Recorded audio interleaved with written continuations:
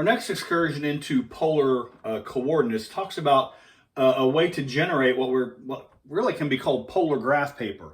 And to talk about this, I first want to discuss what it means with ordinary rectangular system graph paper. Now, we've all seen this if we have graph paper. Typically, we have the blue lines that correspond to the grid. But notice where those come from. Consider the equation x equals 1. Remember, that's the vertical line that crosses the x-axis at 1. That corresponds to that line. But then if I say x equals 2 instead of 1, that would correspond to the vertical line that crosses at 2. X equals 3, x equals 4, x equals negative 1, x equals negative 2, x equals negative 3. And so what we can say is this. If I take x equal to any constant, there's nothing magic about using whole numbers. I can specify fractional values if I choose to do that. We choose the scale that is convenient for our particular work. If it's handy to go every 10 units, then you don't put that much detail in your graph. If it's convenient to go 1/4, 2/4, 3/4, 1, then that's the detail you put in your graph. But the point is, x equals constant corresponds to this vertical line, all right? But then we also have these horizontal lines in graph paper. Consider the line y equals 1. Well, y equals 1 corresponds to the horizontal line at 1. And then we have y equals 2, and y equals 3, and y equals 4, y equals negative 1, and negative 2, and negative 3, and so on. And so in general, y is equal to k, using the same argument as before, corresponds to all these horizontal lines. And so where the grid comes from in ordinary graph paper, mathematically, it comes from let x equal a collection of constants and y equal a collection of constants. Usually, those are the integer values. And we actually have x equals 0 x equals 0 is the y-axis, y equals 0 is the x-axis. So all these grid lines correspond to variable equals constant. And the idea is this. When I say, let's pick one of these in particular. Suppose I choose x equal to 2. When I say the equation x equals 2, what I mean is the collection of all points 2, comma, I don't care. 2, comma, anything. So if I say 2, comma, 1, or 2 comma negative 3, or 2 comma 5, or 2 comma 0, 2 comma negative 1, that would correspond to all those points. It's the vertical line because we are choosing 2 comma I don't care. And then similarly, the horizontal line, when I write y equals 3, that corresponds to go over a certain amount 3. So long as the y value is 3, the x coordinate can be anything. So that's where this graph paper comes from when we're talking about the rectangular system. Well, now we're going to take a look at the polar system. Here's the pole. There's the polar axis. But let's not superimpose this. By the way, this is 1. This is 2. This is 3. This is negative 1. This is negative 2, negative 3.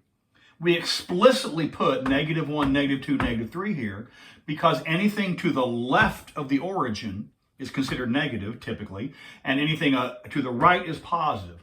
1, 2, 3, up is positive, and negative 1, negative 2, and so forth, down is considered negative. Polar graphs are a little bit different. What would we mean? So our coordinates are r and theta. What do we mean? What would we mean if we took r equals, let's pick a number out of the blue sky, 1. R equals 1. Well, in the same way that x equals 1 corresponds to 1 comma anything, this corresponds to 1 comma anything. However, what we're talking about here is any theta we like. You can aim at any direction you want, so long as the distance you travel out from the pole is 1. And it's not too hard to see that if this distance is 1, so that distance is 1, I'm talking about that point, or that point, or that point, or that point, or that point. All these points, angle can be anything you want, but the distance you travel from the pole is 1. And so all those points, it turns out, is anything with r equal to 1, Let me draw it from scratch. That corresponds to a circle of radius 1 about the pole. And then similarly, if I took r is equal to 2, is it clear? That would be a circle of radius 2. I should be drawing these. I don't have a long enough blue chalk, but these would be these should be blue circles, same as these horizontal lines. Each one of these circles corresponds to r equal constant. So we have r equals 2, and then here's 3,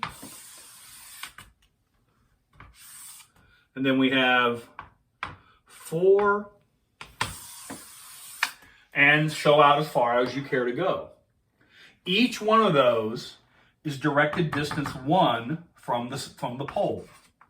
All right? So when we say r equals constant, that's one thing to keep in mind. R equals constant. What is the graph of r equals constant? It is a circle centered at the pole.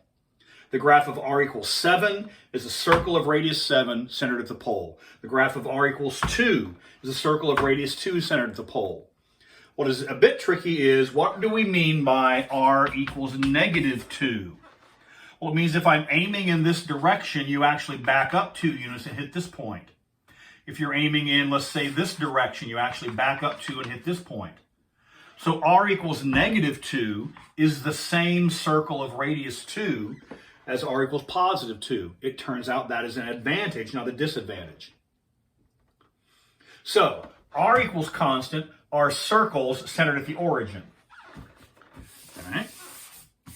Suppose now we consider theta equal a constant, and let's work in radians. Suppose we have pi over 4. And what does that mean? That means, just like when I say y is equal to 2, what that means is any x comma 2. Well, this means any r comma pi over 4, which is to say, as long as you're aiming in the pi over 4 direction, make this angle pi over 4. As long as you're aiming in that direction, I don't care if you go short, longer, longer, longer. I don't care if you go negative r. And so I'm aiming in the pi over 4 direction. I want this point, and this point, and this point, and 2.7, and 3.9, and I want any point as long as you're aiming in the pi over 4 direction. Whether they're positive or negative, doesn't matter which. And then suppose instead of pi over 4, suppose I choose pi over 2. Now you're aiming in this direction, but you're free to go any distance you like. What if I'm aiming in the pi over 6 direction? Pi over 6 would be something along those lines. And it's not hard to see that if I allow theta to equal any constant I like, that would be a collection of lines passing through the pole.